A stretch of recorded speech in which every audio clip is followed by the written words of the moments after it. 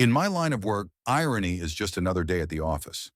I've written tickets for vehicles jammed in fire lanes, blocked hydrants, double-parked SUVs. Some drivers even try to argue the law with me. But nothing could have prepared me for what happened when I moved into Oak Haven Estates. A quiet, gated neighborhood with tidy lawns and too many rules. Oak Haven had one particular problem. Karen. Karen wasn't her official title, but she practically lived for HOA enforcement. Short bob haircut, monogram clipboard, and an uncanny ability to spot a 3-inch weed or a slightly faded lawn ornament from 50 yards away.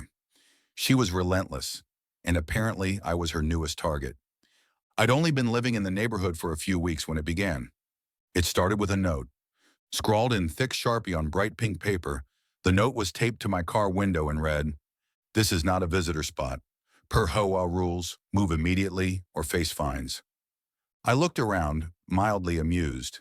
My city-issued Ford Fusion was parked directly in front of my home, in my assigned space.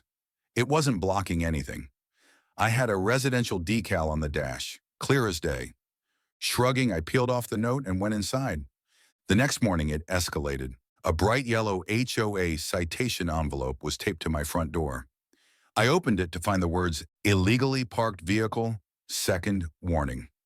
Now, I'm usually a patient man, comes with the badge. But when someone tries to school a parking enforcement officer on parking rules, that's where I draw the line. I decided to handle it like I would on the job, professionally. I dug through the HOA bylaws, which I had read before moving in, unlike some residents apparently, and highlighted the exact clauses on vehicle placement, which clearly stated that homeowners could park in their driveways and designated spaces as long as their vehicles were registered and did not obstruct access.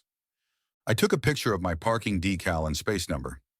Then I emailed the HOA board with all the documentation, politely but firmly pointing out the baseless violation. No response. 3 days later, I returned home to find my vehicle booted.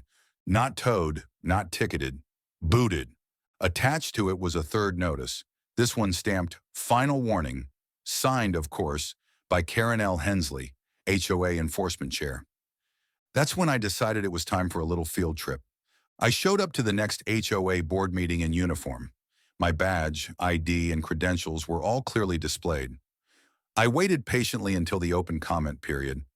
Karen, sitting smugly behind the table, raised her eyebrows when she saw me step forward. "I'd like to discuss an issue regarding vehicle enforcement," I began, "specifically the unauthorized booting of a legally parked registered vehicle by the HOA. Karen sat forward. "Sir, if you're referring to the Ford parked in spot 11B, that vehicle has been cited multiple times for violating HOA parking rules." I smiled. "That vehicle belongs to me. Officer Brandon Ellis, City Parking Enforcement Division, badge number 3742. The room went silent. Karen's expression cracked. I continued. "I parked in accordance with both city law and HOA regulations, which I reviewed extensively. The HOA's booting of my car was not only unnecessary, it was unauthorized. Under city code, only designated law enforcement or contracted towing services may immobilize a vehicle, and only under approved conditions."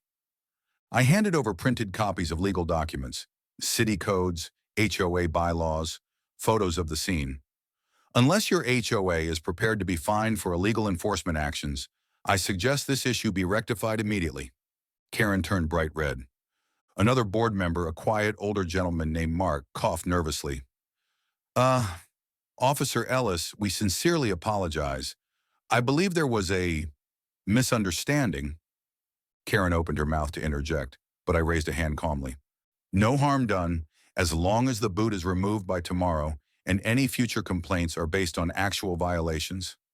I'm happy to offer a parking rules refresher course for anyone who needs it." The board laughed awkwardly. Karen didn't. By sunrise the next morning, the boot was gone, the citations rescinded, and I never heard another peep from Karen. Since then, I've been asked to consult on revising the HOA's parking rules. And yes, Karen was reassigned from enforcement. Now, turns out trying to ticket a professional ticket writer wasn't the power move she thought it was.